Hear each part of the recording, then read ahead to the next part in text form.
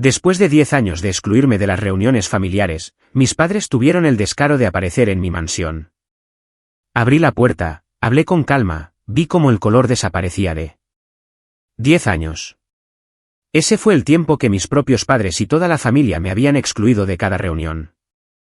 Ni invitaciones de acción de gracias, ni llamadas de Navidad, ni siquiera una simple tarjeta de cumpleaños. Me había convertido en la sombra, el nombre que tachaban de la lista sin dudarlo porque creían que nunca llegaría a nada. Pero la vida tiene una manera de dar giros.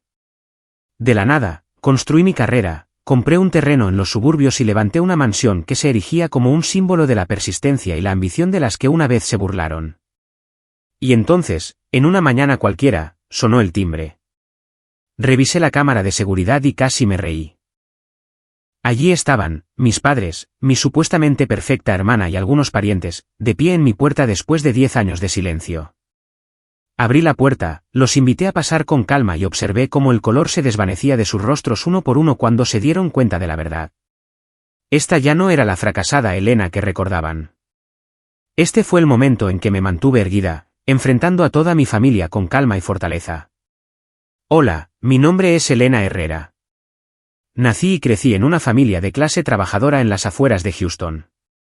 Mi padre, Roberto, trabajaba como ingeniero de mantenimiento en una planta química, mientras que mi madre, Linda, era enfermera a tiempo parcial en una clínica dental. Nuestros ingresos eran modestos, pero suficientes para mantener un techo sobre nuestras cabezas y comidas sencillas en la mesa.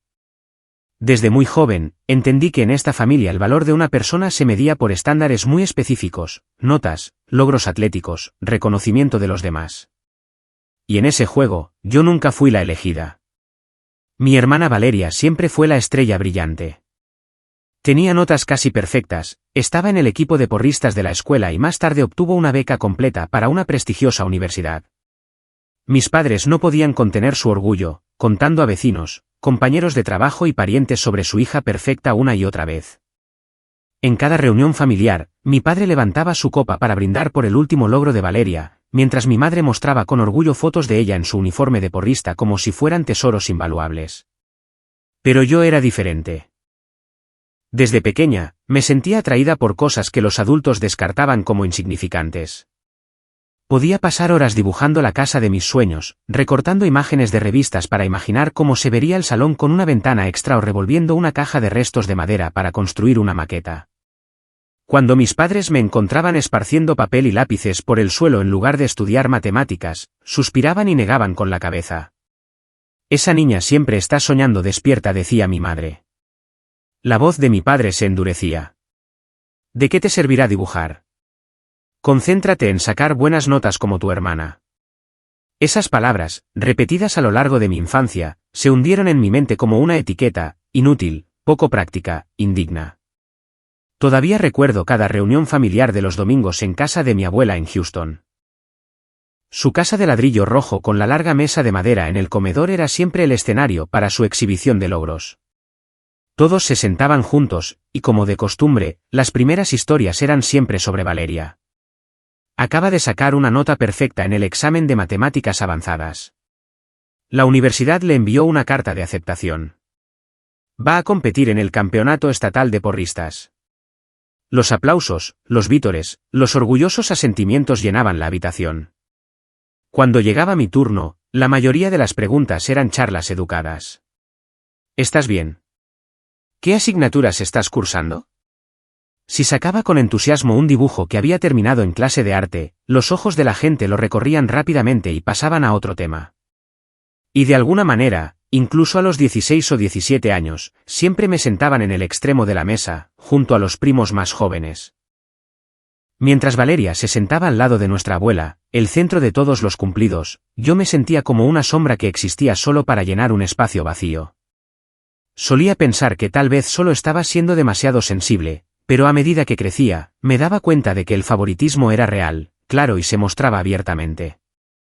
Una vez, cuando gané el primer lugar en un concurso de diseño de interiores de la escuela, corrí a casa con el certificado, esperando que al menos esta vez mis padres estuvieran orgullosos de mí. En cambio, mi padre soltó una risa despectiva. ¿De qué sirve un concurso de arte? Una chica debería formarse para ser enfermera como tu madre, un trabajo estable. Apenas una semana después, cuando Valeria ganó otro premio académico, toda la familia organizó una pequeña fiesta, llamando a parientes lejanos para compartir la noticia. Yo me quedé al margen, escuchando las risas que resonaban desde el salón, con el pecho oprimido por el dolor y la vergüenza. Con el tiempo, las comparaciones se convirtieron en heridas demasiado profundas para sanar. En cada festividad, mis padres les decían a los parientes que Valeria era su orgullo, mientras que a mí me mencionaban brevemente, como un nombre que estaban obligados a incluir. A sus ojos, yo era el cuento con moraleja, el ejemplo viviente para los primos más jóvenes. Estudia mucho como Valeria. No pierdas el tiempo en sueños tontos como Elena. Recuerdo a un tío riéndose y diciéndome directamente a la cara, si no fuera por Valeria, esta familia no tendría a nadie de quien estar orgullosa. Esas palabras me dejaron sin habla, como si toda mi existencia no tuviera valor más allá de servir como telón de fondo para el protagonismo de mi hermana. Cuando cumplí 18 años, mientras mis amigos solicitaban plaza en grandes universidades y mi familia estaba ocupada planeando una celebración por la admisión de Valeria en una prestigiosa escuela de negocios, yo elegí un camino diferente. Me matriculé en arquitectura en un colegio comunitario en Houston. Esa decisión casi paralizó a toda la familia. Mi padre me miró como si hubiera cometido un error imperdonable. Tenías las notas para entrar en una universidad de 4 años y elegiste esa opción barata. ¿Te das cuenta de lo que pensará la gente? Valeria estará sacando su MBA y tú estarás atascada en una escuela de bajo nivel. Mi madre se llevó la mano a la frente y se quejó a mi abuela de que yo estaba eligiendo deliberadamente un camino diferente solo para rebelarme. En esa cena, nadie preguntó por qué elegí arquitectura. A nadie le importó que me encantaran los dibujos y las maquetas desde niña. Todo lo que vieron fue una elección menos valiosa, menos prestigiosa a los ojos del mundo. No me defendí. En lugar de discutir, me dediqué a estudiar y a trabajar en empleos a tiempo parcial. Por las noches, servía mesas en una cafetería para pagar la matrícula. Durante el día, me sentaba en clase absorbiendo teoría. Y los fines de semana, trabajaba como obrera de la construcción para una pequeña empresa en Houston. Llevaba ladrillos, mezclaba cemento, transportaba tablones de madera y, finalmente, me permitieron estar cerca de los supervisores, observando cómo gestionaban los proyectos, coordinaban a los trabajadores, revisaban los planos y los comparaban con la realidad. Fue en esas obras donde aprendí lecciones que ningún libro de texto podría enseñarme, que cada casa es más que cemento y ladrillos. Es un sistema complejo que exige paciencia, coordinación y visión. Llegaba a casa agotada, con la ropa cubierta de polvo y cal, pero dentro de mí ardía un fuego que nadie en mi familia podía ver. Sabía que cada ladrillo que colocaba era un cimiento para mi futuro. Mientras yo luchaba con turnos interminables, Valeria seguía ascendiendo. Después de graduarse con los más altos honores en su programa de licenciatura, se matriculó en un MBA en una prestigiosa universidad. La noticia se extendió rápidamente. Mi abuela organizó una pequeña fiesta en su honor. Parientes de lejos enviaron regalos y llamaron para felicitarla. Mis padres caminaban con orgullo, presumiendo de su hija mayor dondequiera que iban. Valeria fue admitida en un programa de MBA. No todo el mundo puede lograr eso. Escuché esas palabras en silencio. Desde las sombras, me di cuenta de que la brecha entre yo y el resto de la familia se estaba ampliando, no solo en logros, sino en reconocimiento. Entonces, un día, comprendí que había sido completamente apartada. Fue el día de Acción de Gracias de mi segundo año. Volví a casa, esperando al menos sentarme y compartir la cena con todos como antes. Pero cuando abrí la puerta, la casa estaba en silencio. No olía a pavo asado, ni se oían las charlas y risas familiares. Llamé a mi madre y me respondió con frialdad. Este año, todos comen en casa de tu abuela. Supuse que estabas ocupada con los estudios, así que no quise molestarte. Me quedé helada. Era la primera vez en mi vida que no me invitaban a una reunión familiar. Más tarde, supe la verdad. Les avergonzaba tenerme en la mesa. Temían que los invitados y parientes me compararan de nuevo con Valeria, la hija perfecta que se preparaba para un semestre de intercambio en el extranjero. A partir de ese momento, estuve oficialmente ausente de cada reunión. Cada año, las fotos de sus reuniones seguían apareciendo en las redes sociales. La familia reunida alrededor de la mesa, levantando las copas en celebración, sonriendo radiantemente. Yo observaba desde lejos, sintiéndome como si estuviera detrás de una pared de cristal, capaz de ver todo con claridad, pero sin que se me permitiera entrar. Mi silla vacía había sido olvidada hacía mucho tiempo. Ni mensajes, ni llamadas para saber cómo estaba, ni palabras de preocupación. Habían borrado mi nombre del círculo familiar. Me convertí en una sombra en el sentido más estricto, existía, pero nunca era reconocida. En ese momento, me sentí herida y humillada. Pero también empecé a darme cuenta de que su exclusión me había liberado de una cadena sofocante. No más cenas llenas de tensión. No más risas burlonas. No más miradas comparativas. Había perdido a mi familia en el papel. Pero había ganado la libertad de construir mi propio camino. Cada ladrillo que colocaba en una obra, cada plano que completaba, se convirtió en una respuesta silenciosa a los años en que había sido ignorada. Y juré que un día serían testigos de cómo esta supuesta inutilidad se transformaría en algo que nunca hubieran imaginado. Cuando cumplí 23 años, mientras muchos de mis compañeros todavía se esforzaban por conseguir trabajos estables después de la graduación, yo aposté mi futuro a una decisión audaz. Junto con 2 compañeros de mi programa de arquitectura que, como yo, no deseaban convertirse en empleados de bajo nivel en alguna oficina de diseño, saqué un préstamo bancario combinado con los pocos ahorros que teníamos para comprar una vieja casa en ruinas en los suburbios de Houston. Esa casa había sido una vez el orgullo de una familia de clase trabajadora en los años 70, pero ahora el techo goteaba, los suelos de madera estaban podridos por las termitas y las paredes se desconchaban en parches. Para los de fuera, no parecía más que un montón de ladrillos esperando derrumbarse. Pero para nosotros, era una oportunidad. Nos lanzamos al trabajo sin descanso. Durante el día, seguía trabajando a tiempo parcial en obras para cubrir mis gastos de manutención.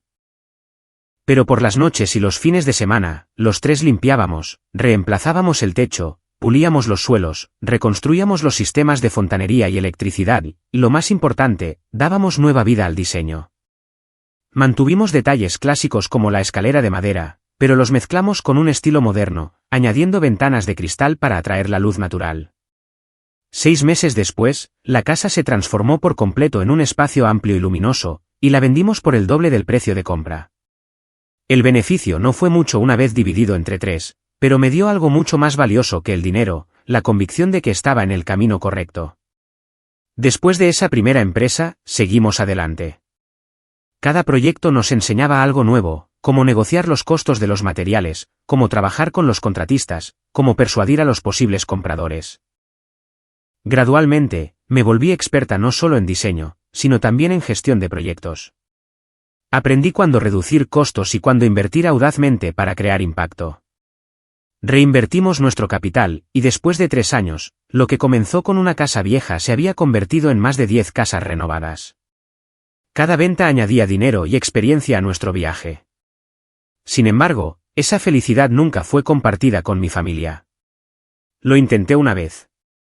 Durante una rara llamada telefónica con mi madre, le conté con entusiasmo que la tercera casa que habíamos renovado estaba atrayendo ofertas más altas de lo esperado de una pareja joven. Ella guardó silencio por un momento antes de responder secamente. Sigo pensando que deberías encontrar un trabajo estable. Haciendo cosas arriesgadas como esa. ¿Y si pierdes dinero? Oír eso fue como si me echaran un jarro de agua fría. Para ellos, todo lo que estaba construyendo era solo una apuesta imprudente, un capricho prolongado. Nunca vieron el sudor, las noches sin dormir, los callos en mis manos. A sus ojos, yo seguía siendo solo la niña de fuera. El desdén alcanzó su punto máximo en una fiesta familiar que recuerdo vívidamente. Era el 70 cumpleaños de mi abuela. Fui con la esperanza de tener al menos una noche tranquila. Cuando todos levantaron sus copas para celebrar, alguien le preguntó a mi padre cómo les iba a sus 2 hijas.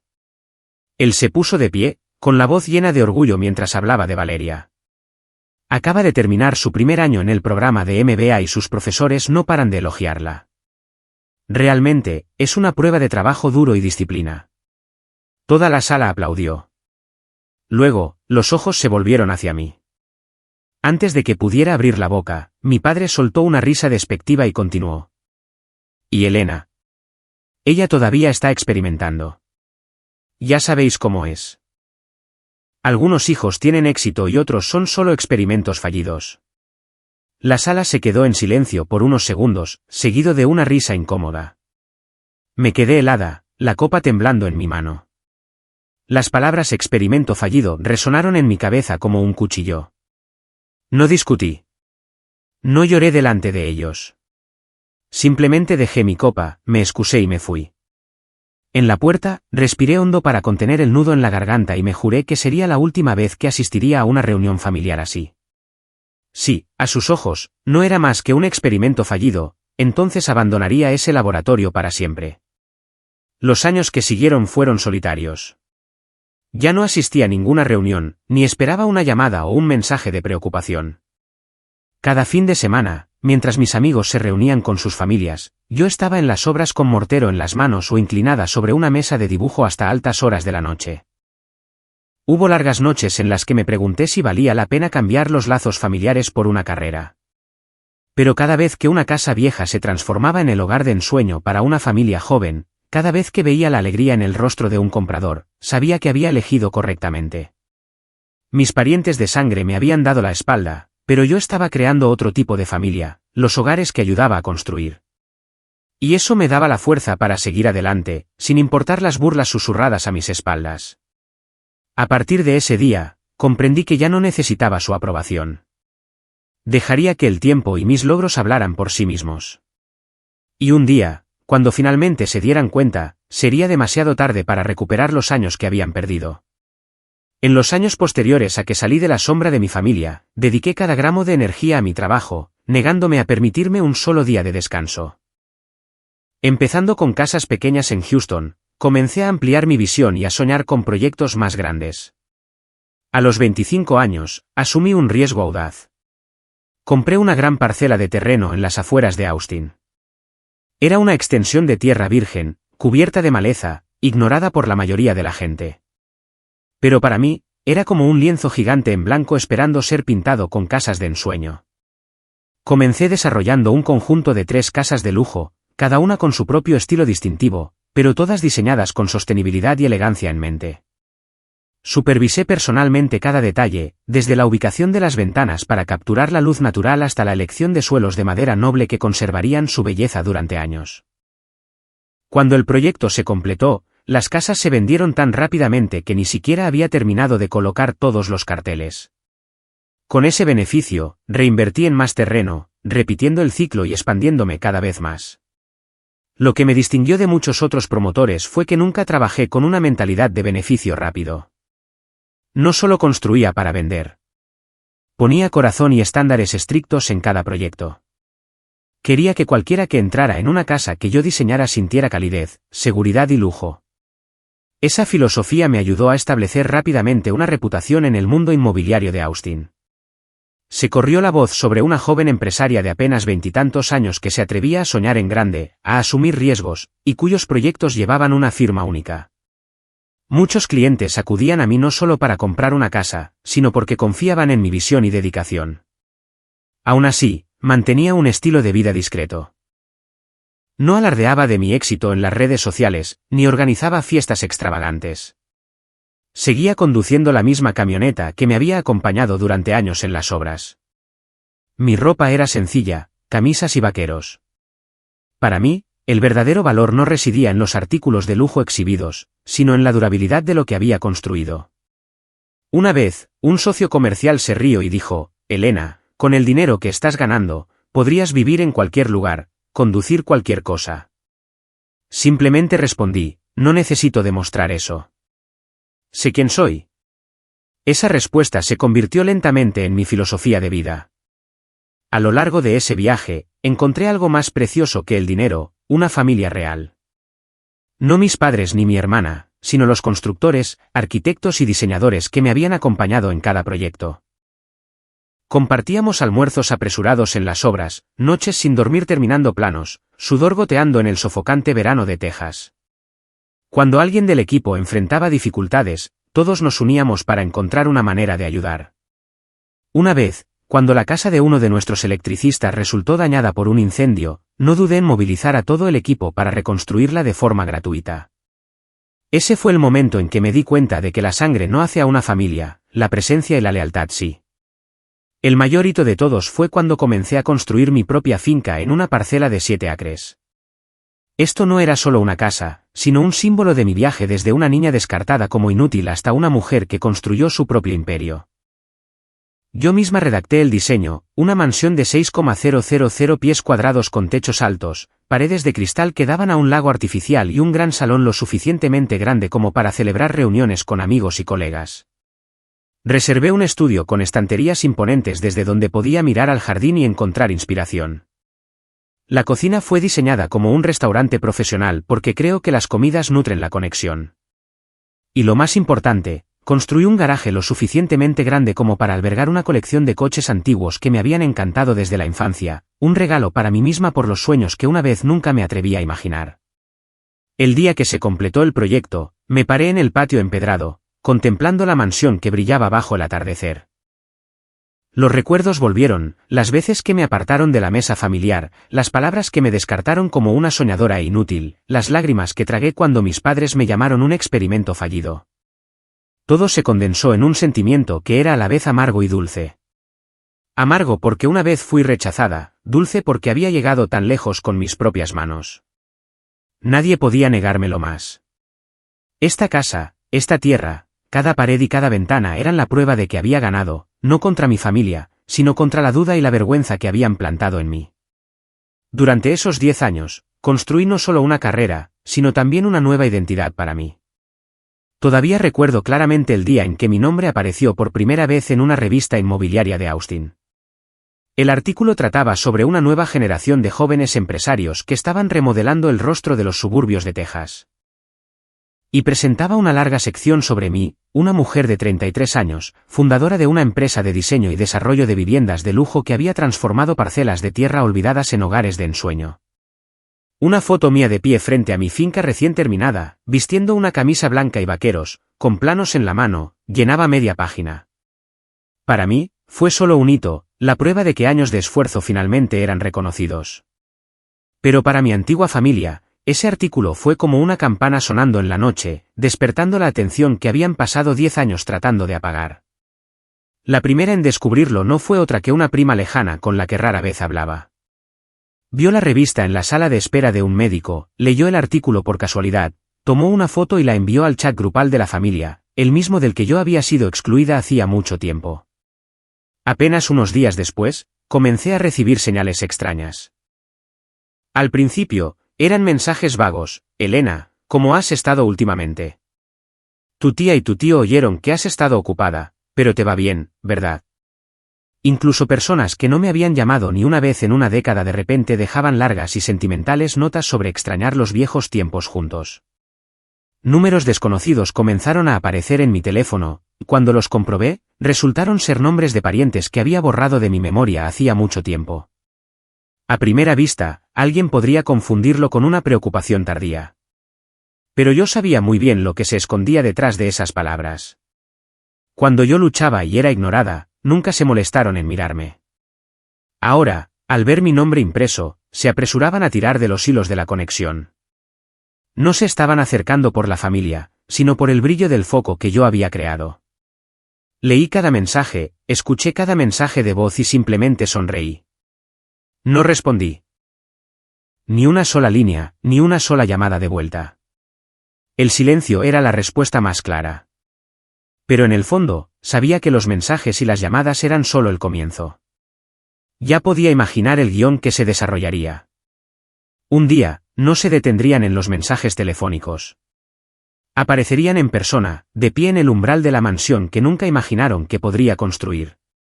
Sabía que se acercaba, como una tormenta que se forma en alta mar, esperando el momento adecuado para estrellarse contra la tierra. No tenía miedo, pero me estaba preparando para esa confrontación. A veces, en las tardes tranquilas, mientras me sentaba en mi estudio, mirando el lago artificial que brillaba bajo el atardecer, pensaba en el camino que había recorrido. De ser llamada un experimento fallido, de sentarme en el extremo de la mesa, a convertirme en una empresaria reconocida por la prensa. Era irónico que su distancia y rechazo me hubieran convertido en la mujer fuerte que soy hoy. Si no me hubieran despojado de mi lugar en la familia, quizás nunca me habría vuelto tan resiliente. Y ahora, mientras comenzaban a volver sus ojos hacia mí, ya no me sentía conmovida. Lo veía como el ciclo inevitable del destino. La gente te pasará por alto cuando no tienes nada. Pero una vez que llegas a la cima, buscarán formas de aferrarse a ti. Ese domingo por la mañana, la luz del sol de Texas entraba a raudales por las altas ventanas de cristal, llenando de calidez mi amplia cocina. Estaba sola, con la mano envuelta alrededor de una prensa francesa, el rico aroma del café mezclándose con la quietud del aire del fin de semana. En la encimera de mármol blanco veteado de gris, ya había preparado un pequeño plato de pasteles y una revista de arquitectura que solía hojear cuando buscaba inspiración para nuevos proyectos. El timbre sonó de repente, largo e insistente, resonando a través del moderno sistema de intercomunicación y rompiendo la quietud de la casa. Fruncí el ceño, irritada, porque en esta mañana de domingo no esperaba a nadie. Los vecinos rara vez venían sin avisar, y mis amigos y colegas sabían que guardaba mis fines de semana como tiempo privado. Miré la pantalla de control en la pared donde las cámaras de seguridad se encendieron automáticamente para revelar quién estaba en la puerta. Mi corazón se detuvo por un instante cuando reconocí esos rostros, los mismos que pensé que había dejado atrás hace una década. De pie allí, frente a mi puerta, no eran otros que mis padres, Roberto y Linda, las mismas personas que una vez me llamaron la niña perdida.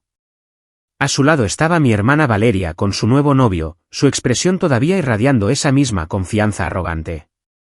Y detrás de ellos, 2 o 3 parientes que habían jugado su papel en apartarme del círculo familiar, aquellos que me habían convertido en la extraña en cada reunión durante 10 años. La primera sensación fue un escalofrío recorriendo mi espalda. Mi pecho se oprimió con recuerdos de ser excluida, de vacaciones, navidades, días de acción de gracias, donde mi silla estaba vacía. Heridas que pensé que habían sanado de repente comenzaron a picar de nuevo. Dejé la cuchara de café en la encimera, forzando mi respiración a estabilizarse para que mis manos no temblaran al ver la imagen en la pantalla. Pero en cuestión de segundos, sentí que mis puños se apretaban, la oleada inicial desvaneciéndose, reemplazada por la compostura. Ya no era la hija frágil que una vez temblaba, suplicando un lugar en la mesa. Era Elena Herrera, la mujer que había construido un imperio con sus propias manos. Enderecé mi postura, ajusté la blusa de seda que llevaba puesta y caminé hacia la puerta principal. Abrí la puerta. Mientras la luz del porche se derramaba, vi la inquietud parpadear en cada uno de sus ojos. Ya no se mantenían erguidos como gobernantes de la familia, sino como invitados no deseados, vacilantes e incómodos. Los ojos de Valeria se movían de un lado a otro, su novio tragando saliva al ver la puerta de nogal tallada con patrones y la reluciente manija de latón macizo. Mi padre forzó una sonrisa, pero su mirada seguía desviándose más allá de mí, hacia el amplio pasillo que conducía al espacio abierto del salón. Mi madre agarraba su bolso con fuerza, de pie cerca de él como si necesitara un ancla. Me incliné ligeramente, mi voz firme, sin el más mínimo temblor. Adelante. Desde el momento en que pisaron el vestíbulo de mármol, sus ojos se sintieron atraídos por cada detalle. El candelabro hecho a mano que colgaba del techo de 20 pies brillaba con luz. Las obras de arte que bordeaban el pasillo, la alfombra persa extendida bajo sus pies. Todo parecía mucho más allá de la imaginación de una familia que una vez se burló de mí por no ser más que una soñadora. Valeria fue la primera en hablar, su voz con una ligera vacilación. Elena, este lugar. Es hermoso. Asentí levemente, diciendo poco, y les hice un gesto para que me siguieran más adentro. El salón se abría de par en par, su techo de cristal daba directamente al jardín, donde una piscina infinita de color turquesa parecía fusionarse con una lejana línea de árboles. Vi a mi padre tragar saliva cuando su mirada se posó en el sofá de cuero italiano en el centro de la habitación, mientras mi madre seguía mirando hacia el techo y luego hacia los suelos de nogal, como si no pudiera creer que esta casa perteneciera a la hija que una vez llamó un fracaso. Con calma, serví café para cada uno de ellos, puse una bandeja de pasteles en la mesa y me senté frente a ellos. La atmósfera al principio estaba llena de charlas incómodas, preguntando por mi salud, mencionando el tiempo, señalando el largo viaje que les había llevado llegar hasta allí. Cada palabra era suave, pero podía sentir la tensión aumentando, como una obra de teatro que habían ensayado de antemano, esperando la señal adecuada para revelar su verdadero propósito. Después de unos 10 minutos, con las tazas de café medio vacías, mi madre fue la que comenzó. Dejó su taza, respiró hondo y habló en un tono grave.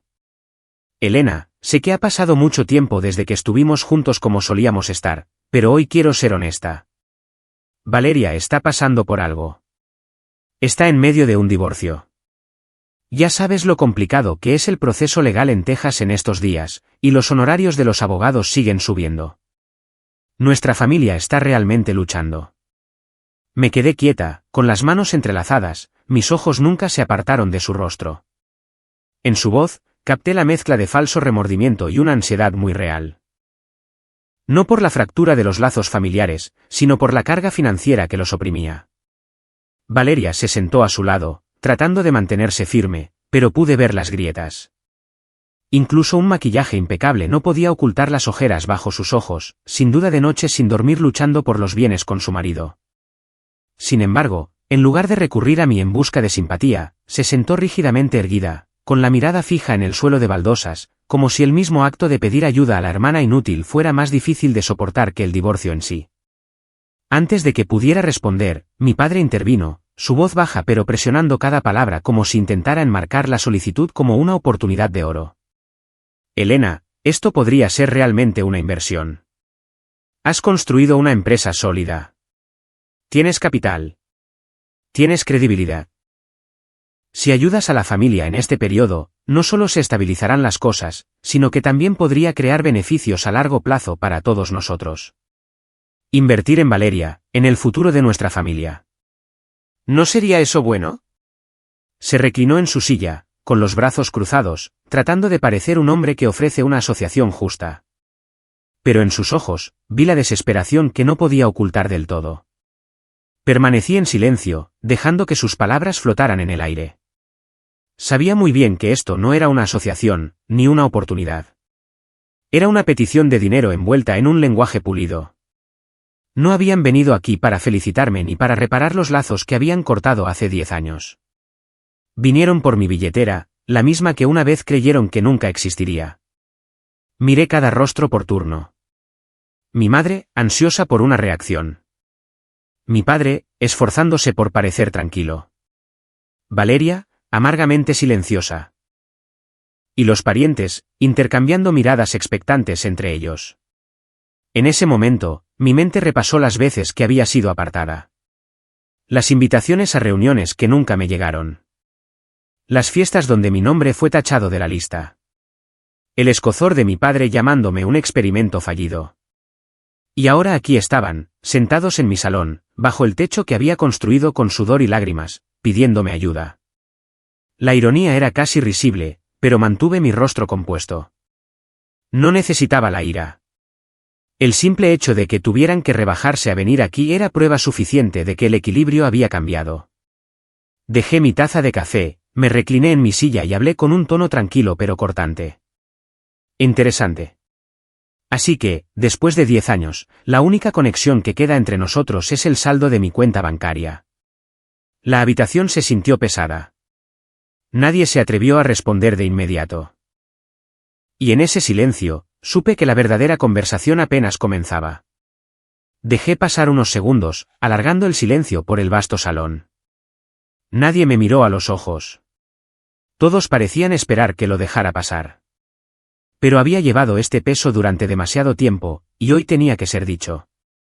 Crucé los brazos, incliné la cabeza ligeramente, mi voz baja y firme, afilada como una cuchilla que corta cada recuerdo. En los últimos 10 años, ¿alguno de vosotros me ha llamado alguna vez? ¿Alguien me ha enviado un mensaje para preguntarme cómo estaba o si necesitaba ayuda? ¿Alguien me envió alguna vez una invitación para Acción de Gracias, Navidad o cualquier reunión familiar? Decime, porque parece que no lo recuerdo. La habitación se sumió en un silencio aterrador. Mi madre apretó los labios. Mi padre miró su taza de café como si pudiera tragárselo para evitar mi pregunta. Valeria apretó los puños, sus uñas clavándose en las palmas, pero se quedó callada, incapaz de hablar. Respiré hondo y continué, mi voz más aguda esta vez. Empecemos por el evento más grande, la boda de Valeria. Toda la familia se reunió, se hizo fotos, celebró con una gran recepción. ¿Fui invitada? No. Ni siquiera sabía qué estaba sucediendo hasta que vi las fotos en las redes sociales. Reísteis, bailasteis, brindasteis mientras yo estaba sentada sola en un apartamento estrecho. ¿Tenéis idea de lo que se siente ser excluido de un momento tan importante por tu propia sangre? Es como una declaración de que nunca fui parte de esta familia. Valeria levantó la cabeza como para decir algo, pero levanté la mano para detenerla. No he terminado. Cuando mamá tuvo una cirugía de corazón hace 7 años, dejé el trabajo, conduje 4 horas hasta el hospital con un ramo de flores y un sobre de dinero para ayudar con los gastos. ¿Y qué dijisteis cuando llegué a la recepción? Que no era familia cercana, que debía esperar fuera. ¿Sabéis lo que se sintió? Me senté en el pasillo escuchando cómo se llamaba a los seres queridos para que entraran mientras a mí me trataban como a una extraña. Esperé allí durante horas y finalmente me permitieron entrar por 5 minutos mientras mamá todavía estaba inconsciente. Dejé el sobre esperando que ayudara. Pero, ¿qué pasó después? Nadie lo volvió a mencionar. Nadie me dio las gracias. Nadie me dijo siquiera si el dinero se usó para la factura del hospital. Simplemente me borrasteis de la historia. Podía sentir la tensión aumentando en la habitación. Alguien se movió incómodamente en su asiento. Valeria apretó los labios con tanta fuerza que se pusieron pálidos. Continué, esta vez clavando los ojos en mi padre. Y luego está Esteban, tu hijo, Valeria. Cuando solicitó plaza en la universidad, transferí dinero silenciosamente a la cuenta familiar para ayudar a cubrir su matrícula. No pedí reconocimiento, solo que tuviera una mejor oportunidad. Pero el dinero fue devuelto con un mensaje corto: no lo necesitamos. ¿No lo necesitabais o no queríais admitir que la supuesta hija fracasada era capaz de ayudar?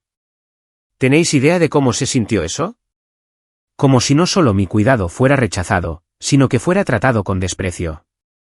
Hice una pausa, dejando que las acusaciones flotaran en el aire. La habitación permaneció en silencio, excepto por el tic-tac del reloj de pared. Vi cómo el color se desvanecía de cada rostro.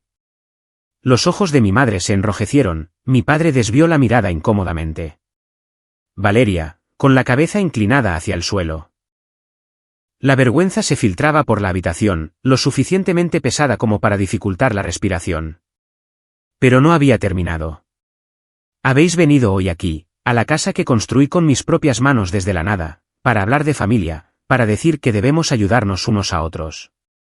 Pero os pregunto, ¿dónde estuvo la familia para mí durante los últimos 10 años?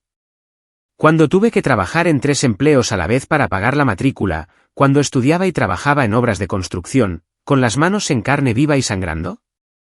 ¿Alguno de vosotros me trajo alguna vez una botella de agua o me ofreció una palabra de aliento?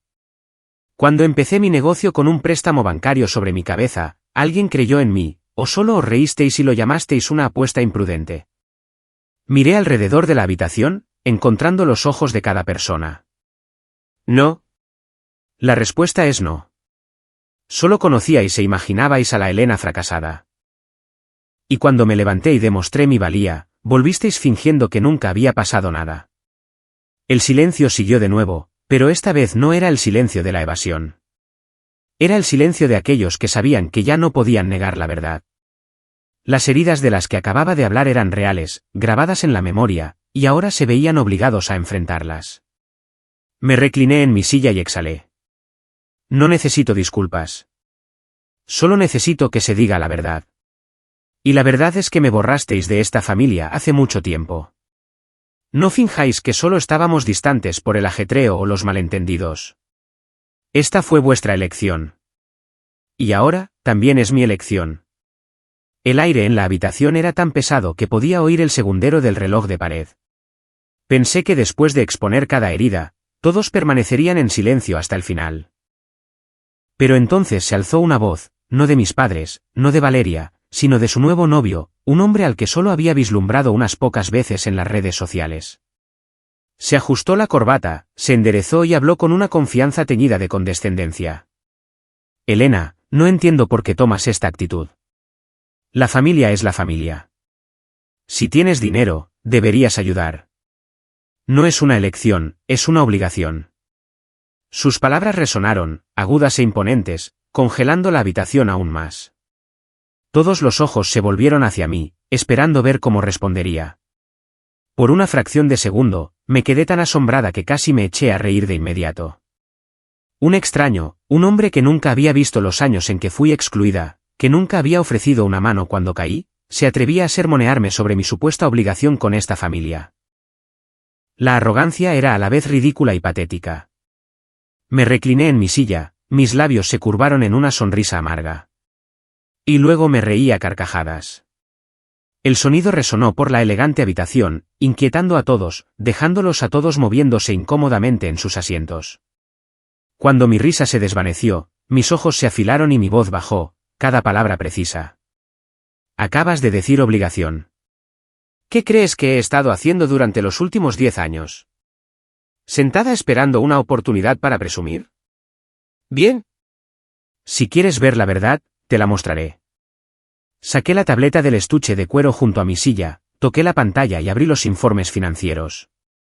Girando la pantalla hacia el grupo, los números eran inconfundibles: ingresos multimillonarios cada año, beneficios netos estables, un fondo de reserva transparente.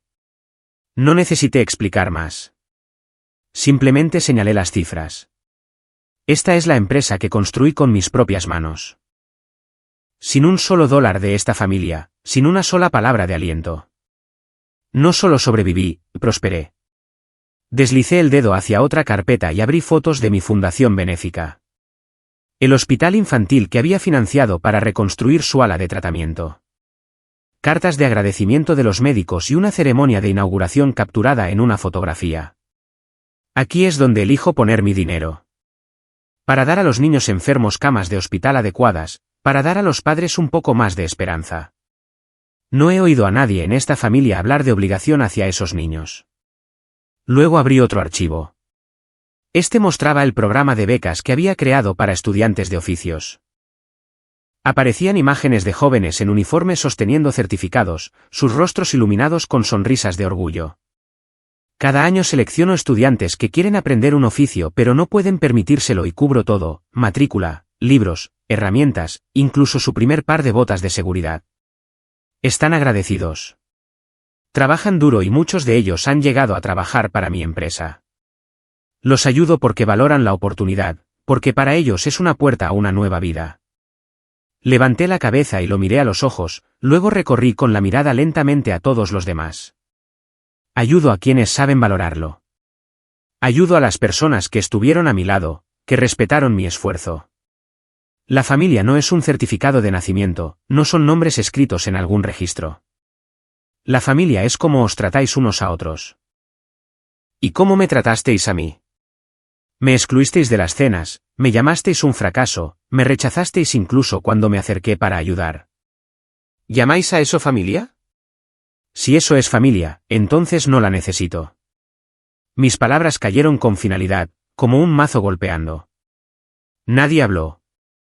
Valeria bajó la cabeza, con las manos entrelazadas, temblando.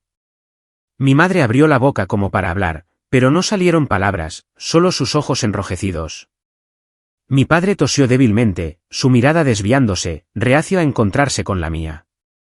Y el hombre que acababa de sermonearme sobre las obligaciones se quedó congelado, sus labios temblando como para formar palabras, pero no salió nada. La habitación quedó atónita, como si acabaran de ser confrontados con un espejo que reflejaba la verdad más cruda. En sus ojos desconcertados, no vi rastro de la arrogancia que una vez llevaron, solo impotencia y vergüenza. Habían venido aquí esperando convencerme con palabras de familia y deber, pero al final fueron arrinconados por la misma negligencia que habían mostrado durante una década. Tomé un pequeño sorbo del café que quedaba en mi taza, tranquilo, como si acabara de concluir una simple negociación. Dentro de mí, no había odio, solo claridad. El equilibrio había cambiado, y esta vez yo tenía la última palabra. Dejé que el silencio cubriera la habitación por unos segundos más, lo suficiente para que cada uno de ellos se sentara con el peso de lo que acababa de decir. Luego me levanté lentamente, mis pasos deliberados mientras me movía hacia la puerta principal. El sonido de mis tacones resonó en los suelos de nogal, cada golpe marcando el final de una conversación que ya había ido demasiado lejos. Puse mi mano en la pulida manija de latón y la giré con finalidad. La puerta se abrió, inundando la habitación con el brillante sol del mediodía de Texas, su dura luz exponiendo verdades que nadie quería enfrentar. Me di la vuelta, mi voz tranquila pero firme, sin rastro de vacilación. Esta es mi casa, no un banco de rescate. Si vinisteis aquí buscando dinero, habéis llamado a la puerta equivocada. Sus rostros se quedaron sin color. Los labios de Valeria se movieron como para formar palabras, pero bajó la mirada y permaneció en silencio. Su nuevo novio, que había hablado tan alto antes, ahora estaba mudo, sus ojos desviándose como si buscara una escapatoria. Mi madre se llevó la mano a la boca, sus ojos brillando con lágrimas, mientras mi padre apoyaba las palmas en las rodillas, como si intentara recuperar un ápice de autoridad perdida hace mucho tiempo. No dije nada más, solo los miré a los ojos con una mirada que dejaba claro que era hora de irse. Uno por uno, se levantaron. Las sillas de cuero crujieron, las tazas de café a medio terminar todavía humeando sobre la mesa. Todo quedó suspendido, inacabado, como si toda la visita se hubiera desmoronado antes de poder asentarse. Mientras el grupo se movía en silencio hacia la puerta, mi madre se detuvo en el umbral. Se volvió hacia mí con ojos suplicantes, su voz temblorosa. Elena, pase lo que pase, seguimos siendo una familia. No puedes negar eso. La miré directamente a los ojos y por un momento vi toda mi infancia pasar ante mí, las cenas familiares donde siempre me sentaban al final de la mesa, las veces que mostré mis dibujos solo para recibir un asentimiento a medias. Todo se condensó en un dolor agudo. Respiré hondo y luego hablé, mi voz clara, cada palabra tallada en el aire. Una familia no echa a un hijo durante 10 años y luego vuelve solo por dinero. Una familia no borra a alguien de cada celebración solo para regresar cuando el orgullo y las cuentas bancarias necesitan ser rescatadas. Si quieres llamar a eso familia, entonces lo siento, ya no soy parte de esa definición. Mi padre se aclaró la garganta como para discutir, pero sus ojos se desviaron. Quizás sabía que ninguna excusa podría borrar la verdad que acababa de exponer. Valeria se dio la vuelta rápidamente, como si temiera que una palabra más mía destrozara lo último de su orgullo cuidadosamente guardado. Su nuevo marido le puso una mano en el hombro, instándola a moverse más rápido. Algunos de los parientes los siguieron, ninguno atreviéndose a mirarme a los ojos. Al final, solo mis padres permanecieron de pie en el umbral. Mi padre asintió levemente, mitad en derrota, mitad en un intento de salvar un ápice de dignidad. Mi madre me miró una vez más, sus labios temblando, pero incapaz de formar ninguna palabra. Me incliné hacia un lado, una mano todavía sosteniendo la puerta abierta de par en par y dije en voz baja, ya no con ira, solo con agotamiento y finalidad. Salieron, dejando atrás un silencio tan pesado que era casi espeluznante.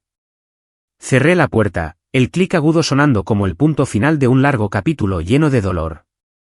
Durante unos segundos, me apoyé en ella, con los ojos cerrados, respirando profundamente. Ya no sentía el temblor o el miedo que una vez me había atormentado. En cambio, una extraña ligereza me invadió, como si finalmente hubiera puesto punto final a un vínculo tóxico que había llevado durante la mitad de mi vida. Afuera, el sonido de los motores de los coches retumbó y luego se desvaneció, desapareciendo por el camino privado que conducía a la puerta. Volví al salón. El aire todavía olía débilmente a café, mientras que la luz del sol de la piscina infinita brillaba contra las paredes de cristal. Miré a mi alrededor. Todo permanecía intacto, elegante, sólido, como yo ahora. Se habían ido, llevando consigo solo un silencio pálido y vacío. Yo me quedé con esta casa, con el imperio que había construido. Y esta vez, supe con certeza que la puerta que acababa de cerrar nunca se abriría para ellos de la misma manera de nuevo. Esa noche, no me senté sola en la vasta mansión. Conduje hasta el centro de Austin, donde mis amigos y colegas más cercanos me esperaban. Cenamos en nuestro restaurante favorito. La mesa llena de platos humeantes, el aire estallando de risa. Mientras nuestras copas chocaban, se me ocurrió que esta era mi verdadera familia. Las personas que habían estado conmigo bajo el sol abrasador, que habían sudado conmigo en las obras, que se habían quedado despiertas toda la noche perfeccionando planos, que habían compartido tanto fracasos como triunfos. Ninguno de ellos vino a mí por dinero o reconocimiento. Estaban aquí porque me valoraban por quien era y por el vínculo que habíamos construido juntos. Un amigo levantó su copa, sonriendo. Elena, no nos importa cuánto dinero tengas. Solo te necesitamos aquí con nosotros. Asentí suavemente, la comisura de mis labios levantándose. Las palabras eran simples, pero tocaron la parte más profunda de mí. Me recordaron que la sangre no es igual al amor. La familia no son solo nombres escritos en papel. Es presencia. Es como las personas se tratan unas a otras. Conduciendo a casa por las calles brillantemente iluminadas, pensé en mi viaje. Desde la niña siempre empujada al final de la mesa, hasta la excluida de cada reunión, hasta la mujer que se mantuvo firme por su propia fuerza y mente. Había llegado a entender esto: tienes derecho a elegir a tu familia, no por sangre, sino por respeto y cuidado genuino. Y a veces, la curación no significa remendar una fractura demasiado profunda para arreglarla, sino dejarla ir para que puedas caminar hacia adelante por tu cuenta. Cuando regresé a casa, fui directamente a mi estudio. Sobre el escritorio había bocetos para mi nuevo proyecto comunitario. Me senté, encendí la lámpara y cogí un lápiz, añadiendo algunas líneas más. No era una mansión esta vez, sino un centro comunitario. Un lugar donde los niños de familias trabajadoras pudieran dibujar y leer, donde sus padres pudieran asistir a clases gratuitas de desarrollo de habilidades. Quería que este proyecto llevara mi verdadera marca. Construir para dar, construir para sembrar esperanza.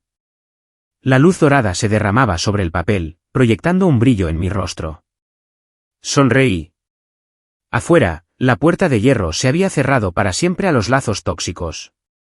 En esta habitación, solo estaba yo, mis sueños y nuevos caminos que se abrían por delante. Supe entonces que no había perdido una familia. Simplemente había elegido de nuevo. Una familia hecha de presencia, amor y gratitud. Y esta vez, era verdaderamente libre.